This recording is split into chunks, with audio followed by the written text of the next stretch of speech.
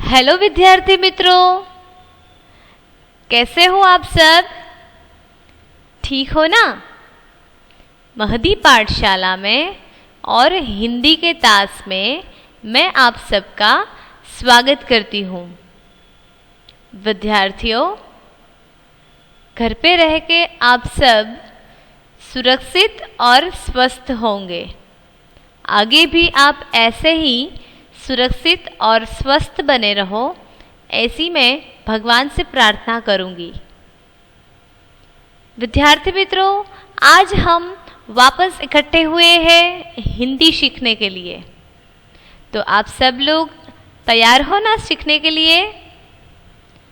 तो हम आगे बढ़े उससे पहले एक बात मैं आप लोगों को बता दूं कि आप लोगों को अपने साथ आपकी रफ बुक और कंपास बॉक्स साथ में रखकर बैठना है, क्योंकि यहाँ पे जो आएगा वो आप सबको साथ में लिखना भी है। तो आप सब लोग अपनी बुक्स और कंपास बॉक्स ले लो। तब तक मैं वेट कर रही हूँ और फिर हम आगे बढ़ेंगे। चलो, आप सब ने ले लिया होगा। तो आज हम जो सीखने वाले हैं वो है चित्र पर से नाम समझिए और लिखिए। यानी कि यहाँ आपकी स्क्रीन पर आपके सामने चित्र आएंगे, उस पर से आपको नाम समझना है और लिखना है। तो चलो हम शुरू करते हैं। सबसे पहले वाला जो नाम है वो है तितली। क्या नाम है? तितली। सबसे पहले हम नाम सीख लेंगे। रस्वई ती, यानी कि त को रस्वई करना है, उसके बाद त, फिर ल को दीर्घई करना है, ती त ली।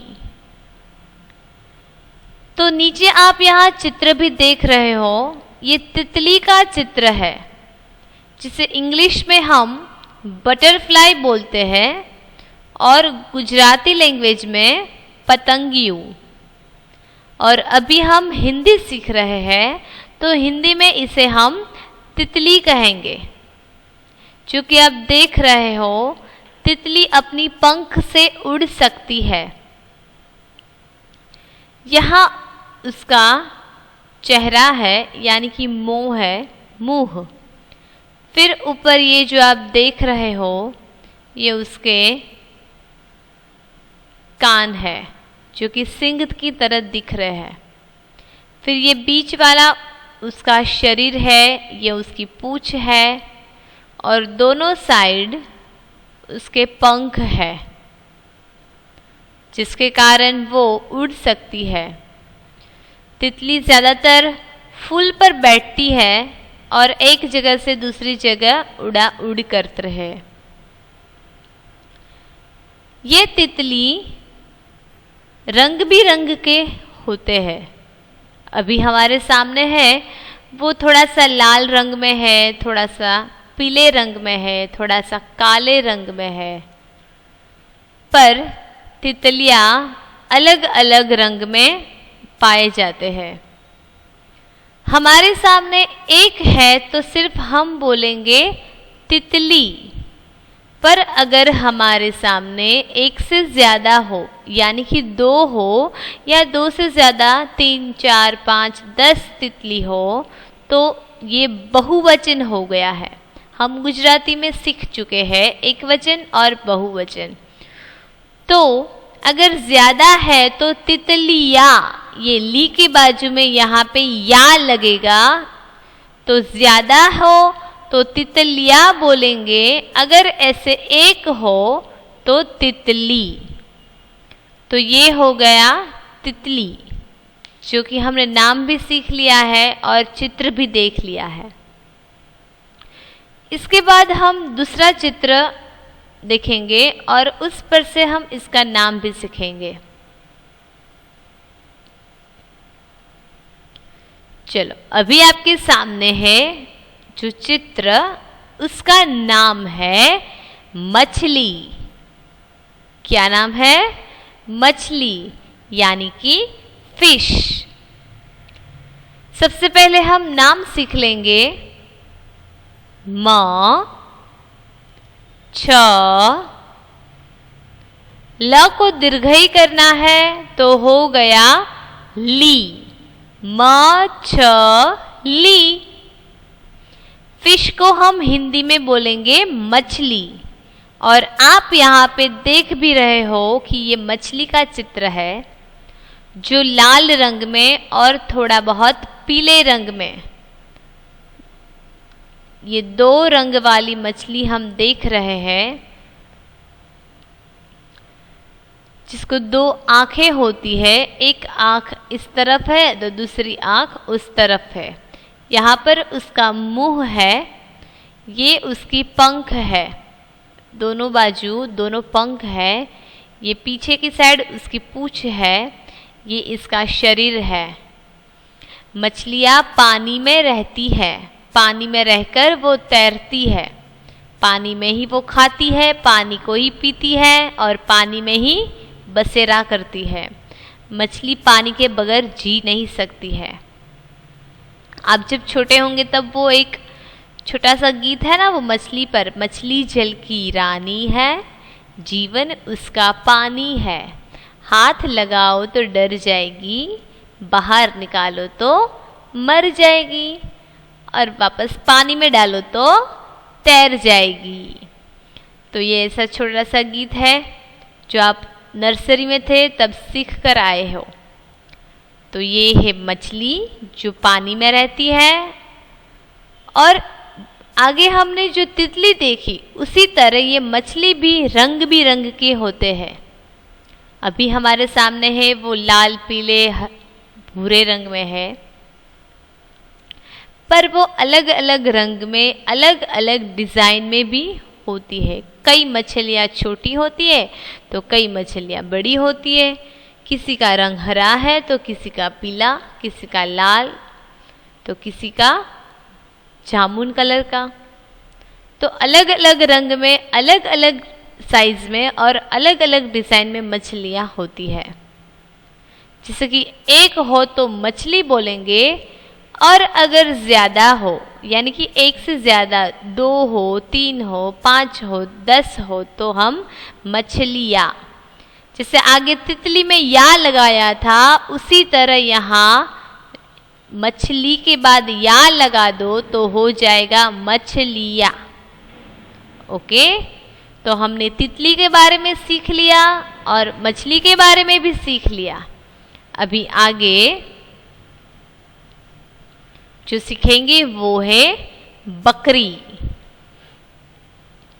ये बकरी को हम हिंदी में भी बकरी कह सकते हैं और गुजराती में भी बकरी ही बोलते हैं, और इंग्लिश में इसे हम गॉट कहते हैं, GOAT, गॉट, यानी कि बकरी। यहाँ पे आप बकरी का चित्र देख सकते हो, जो सफेद और कत्थई रंग में आप बकरी को देख पा रहे हो। बकरी इस रंग के अलावा काले रंग में भी होती है, लाल रंग में भी होती है और सफेद रंग में भी होती है।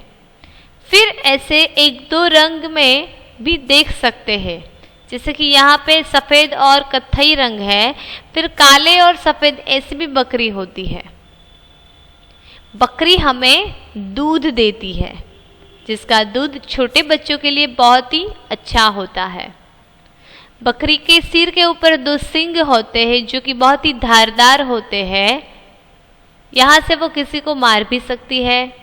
2 कान होते हैं, 2 आंखें होती है, यहाँ पे उसका नाक है और यहाँ पे उसका मुंह है। ये पूरे का पूरा शरीर है, यहाँ पे उसकी पूंछ है और नीचे 4 पैर है, जो कि 2 आगे और 2 पीछे। तो ये है बकरी।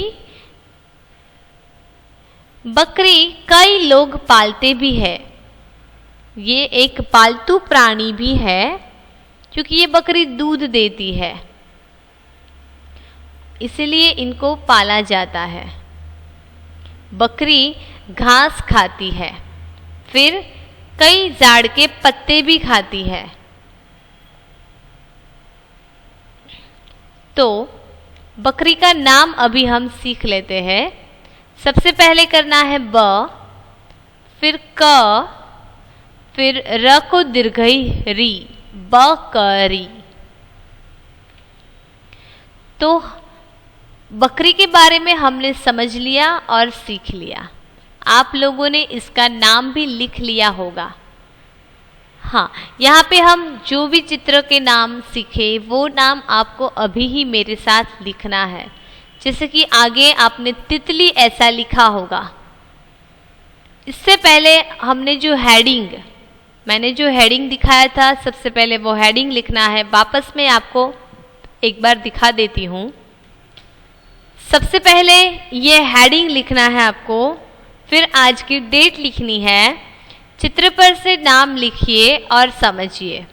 ये हेडिंग हो जाए, उसके बाद आपको ये तितली का नाम लिखना है नंबर 1 करके, फिर नंबर 2 करके मछली का नाम लिखना है, फिर नंबर 3 करके बकरी का नाम लिखना है, और फिर नंबर 4 करके लिखना है आपको तराजू। क्या? तराजू। यहाँ हम तराजू भी बोल सकते हैं और तराजू भी बोल सकते हैं। सबसे पहले हम नाम सीख लेते हैं। त, र, उसके बाजू में रेखा तो हो गया रा, तरा। ज को दीर्घई करना है तो जू, तराजू। इसका उपयोग हम कैसे करते हैं? तो तोल माप के लिए इसका उपयोग हम करते हैं। एग्जाम्पल, हम सब्जी मंडी जाए तो सब्जी लेने के लिए ये तराजू उपयोगी है, फिर फल खरीदने के लिए ये तराजू उपयोगी है। कैसे? इसके 2 पार्ट है, यहाँ पर एक और यहाँ पर एक। एक तरफ वो वेट होता है ना, 100 ग्राम का, 200 ग्राम का, 250 ग्राम का, 500 ग्राम का, 1 किलो का, ऐसे छोटे छोटे ग्राम के घन होते हैं, पत्थर की तरफ वो होते हैं वेट। तो एक तरफ वो रखते हैं और दूसरी तरफ उतनी ही वजन का शाक भाजी या कोई भी चीज रखते हैं। फिर इसे यहाँ से पकड़कर तोला जाता है कि दोनों में एक जैसा ही वजन है कि नहीं। तो ऐसे तोला जाता है। इस तरह से हम इसका उपयोग करते हैं और इसका नाम है तराजू।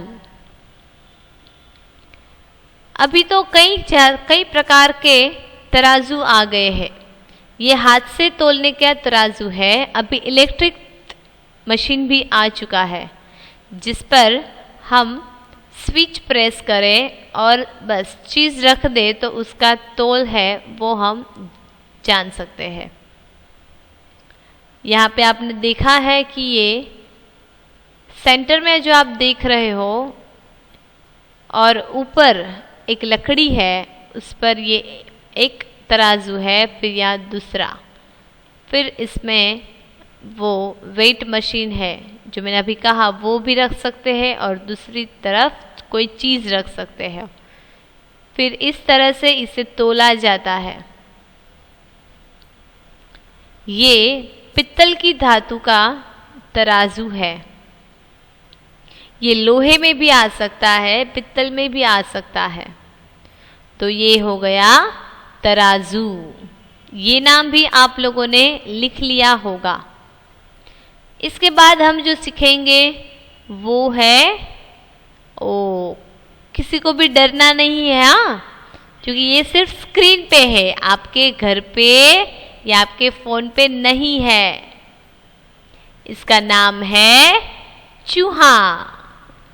च को दीर्घई चू, फिर ह को बाजू में रेखा तो हो गया हा, चूहा, जिसे इंग्लिश में हम रैट बोलते हैं और गुजराती में उंदर बोलते हैं और हिंदी में चूहा।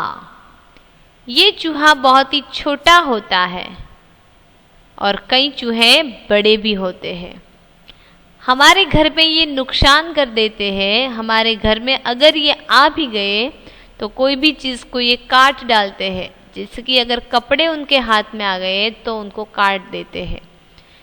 कोई चीज़ हो जो उस पर इसकी नज़र गई तो ये अपने दांत से वो चीज़ को तोड़ देते हैं। इस चूहे के दांत बहुत ही मजबूत होते हैं, इसलिए वो अपने दांत से सब कुछ काट देते हैं। आप यहाँ पे देख सकते हो, यहाँ पे उसके 2 कान हैं, ये पहला वाला और ये दूसरा वाला। फिर दोनों बाजू उसकी आँख है, एक यहाँ पे और एक यहाँ पे। ये उसका नाक है, उसका मुंह है, ये पूरा शरीर है और 2 आगे पे पैर और 2 पीछे पैर है। यहाँ पे उसकी पूंछ भी है जो बहुत ही लंबी होती है। तो ये है चूहा।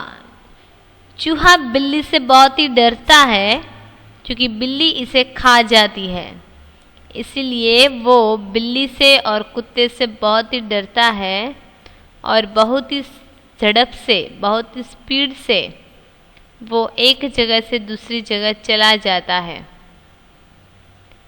तो ये है चूहा। चलो इसके बाद हम आगे सीखेंगे। आप लोगों ने चूहे का नाम भी लिख लिया होगा। इसके आगे जो हम सीखेंगे वो है बैल।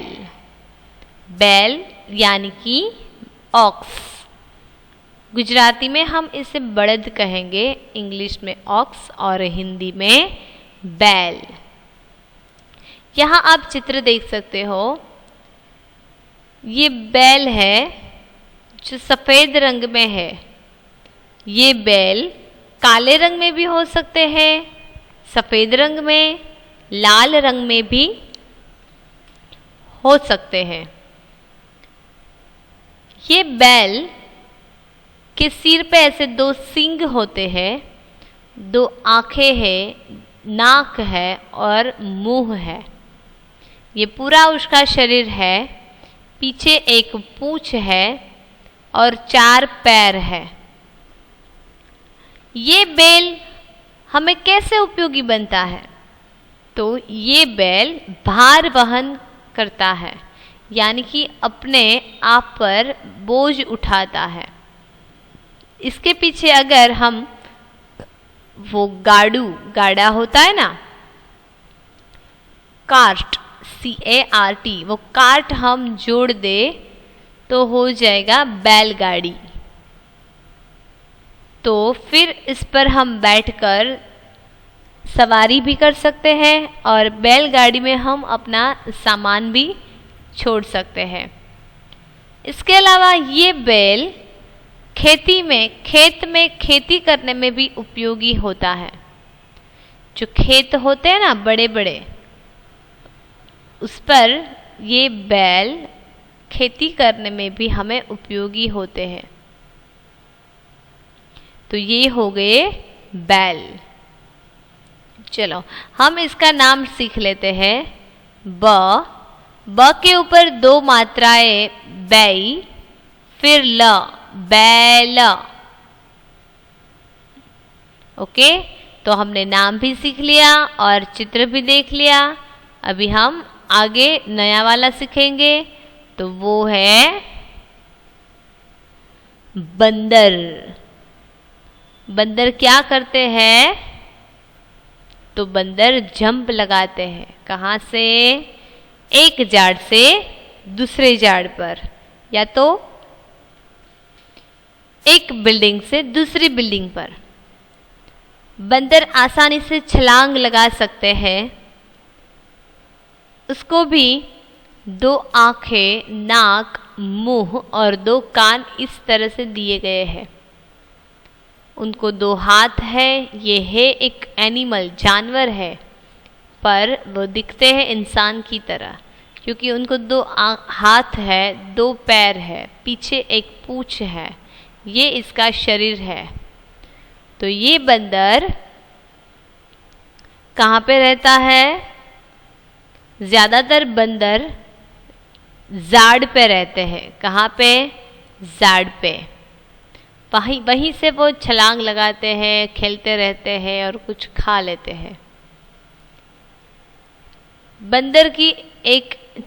बंदर में एक ऐसी चीज़ है कि वो दूसरों के हाथ में कुछ भी देख जाए तो वो छीन लेता है, क्योंकि बंदर लोग बहुत ही चालाक होते हैं। ओके, तो ये है बंदर। अभी भी देखो आप, ये झाड़ पर बैठा है, झाड़ की डाली पर बैठा है, तो यहाँ से वो आसानी से कूद सकता है। ओके, तो चलो अभी हम नाम सीख लेते हैं। बहुत ही सरल नेम है जो कि आप जल्दी से सीख जाओगे।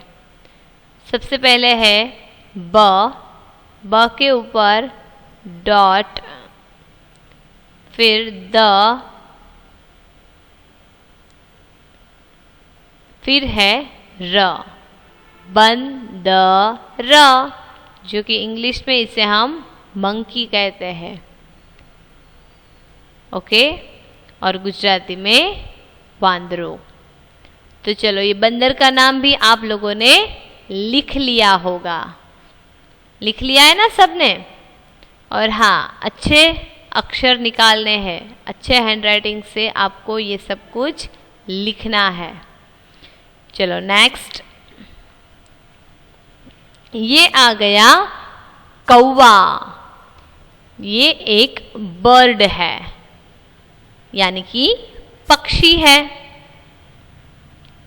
जिसका नाम है कौवा। सबसे पहले हम नाम सीख लेंगे।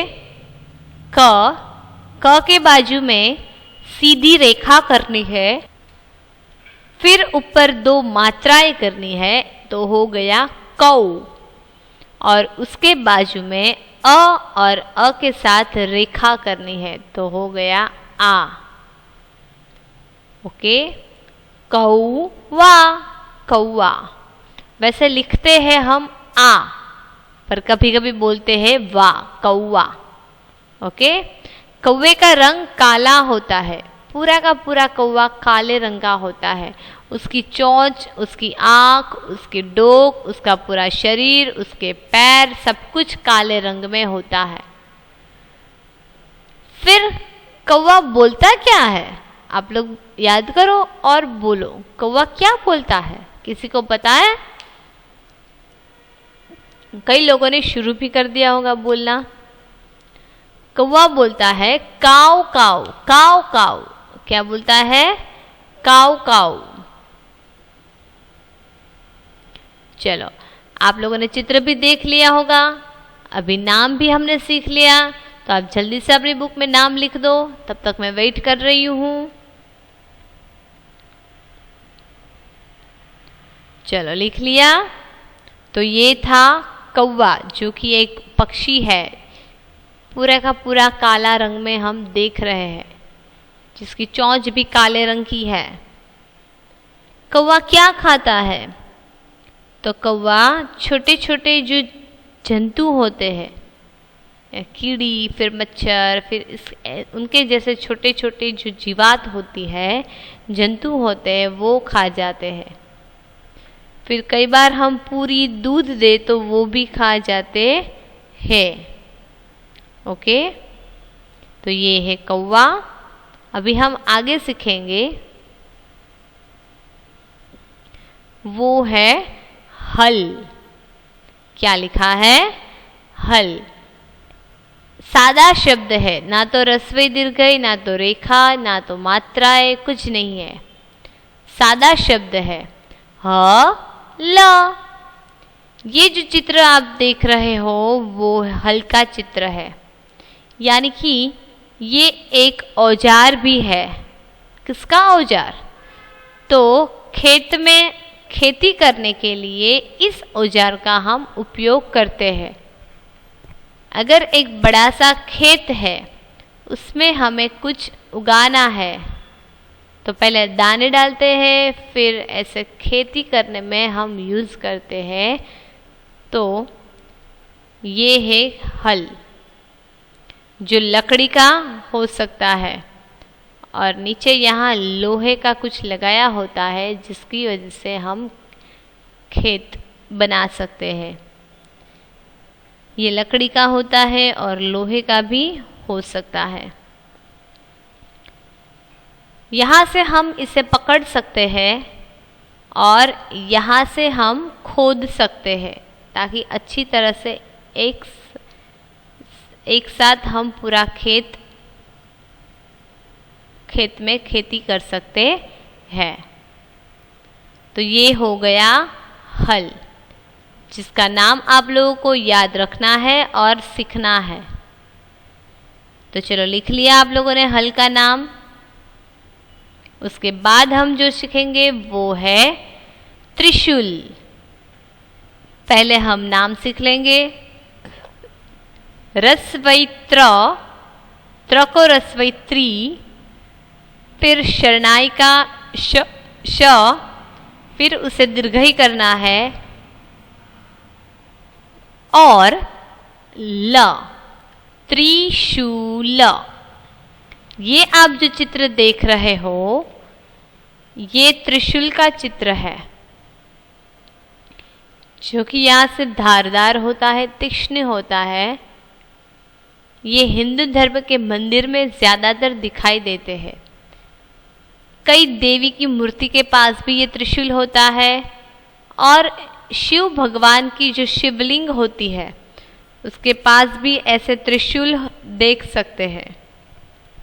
त्रिशूल के साथ साथ ये डमरू भी होता है, जो कि आप यहाँ पे देख रहे हो।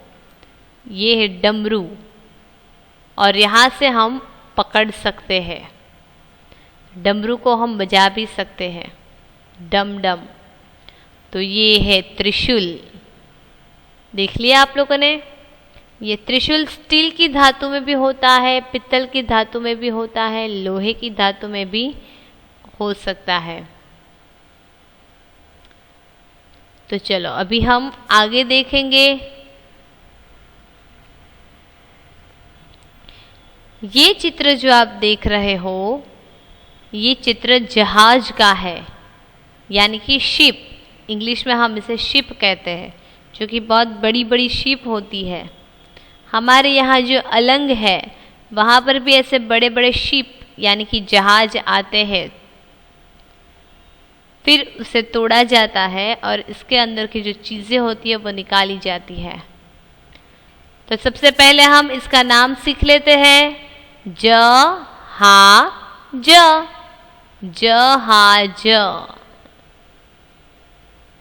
चलो यहाँ पे आप जहाज को देख सकते हो।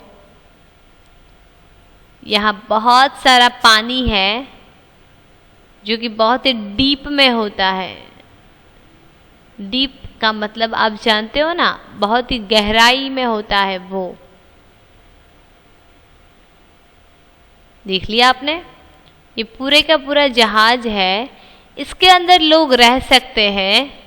होटल भी होती है, बहुत सारे रूम होते हैं, गार्डन यानी कि बगीचा भी होता है और कई सारी चीज़ें होती है।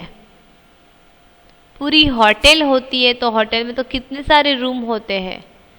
फिर बगीचा, ट्री, फ्लावर पॉट, खाने पीने का सारा सामान, सब कुछ इस जहाज के अंदर होता है। क्योंकि ये जहाज इतना बड़ा जो है तो सारी चीज़ें अंदर हो सकती है। ये जहाज पानी में चलने वाला है। ये आप देख रहे हो ना पानी। जहाज इतना बड़ा है इसलिए वो छोटी छोटी जगह पे नहीं चलता। वो बहुत ही बड़ा महासागर हो, समुद्र हो, वहाँ पे वहीं पे ये जहाज चलता है और ये पानी में ही तैरता है, पानी में ही चलता है। तो आप लोग यहाँ देख सकते हो ये जहाज, ये नाम है उसका, आप लोगों को लिखना है। और ये सफ़ेद रंग में पूरे का पूरा जहाज है। विद्यार्थी मित्रों, आज हमने जितने भी चित्र देखे उन सारे के नाम आपको अपनी बुक में लिखना है। कौन सी बुक में? तो one time in fair book, यानी कि फेयर बुक में वन टाइम और रफ बुक में two time in rough book. एक बार तो आपने मेरे साथ साथ ही लिख दिया। अभी एक और बार आपको रफ बुक में लिखना है और एक और बार अच्छे हैंडराइटिंग से आपको अपनी फेयर बुक में लिखना है। ओके, मैं वापस एक बार पढ़ रही हूँ। सारे शब्द लिखिए, यानी कि आगे हमने जितने भी शब्द सीखे लाइक तितली, मछली, चूहा, जहाज, वो सारे के सारे शब्द आपको फेयर बुक में 1 टाइम और रफ बुक में 2 टाइम लिखने हैं। ओके, हम वापस एक बार सब कुछ देख लेते हैं। सबसे पहले ये हेडिंग लिखना है आपको, जो कि चित्र पर से नाम समझिए और लिखिए। फिर सबसे पहले नंबर 1 करके तितली, नंबर 2 करके मछली, 3 बकरी, 4 तराजू, 5 चूहा, 6 बैल, 7 बंदर, 8 कौवा,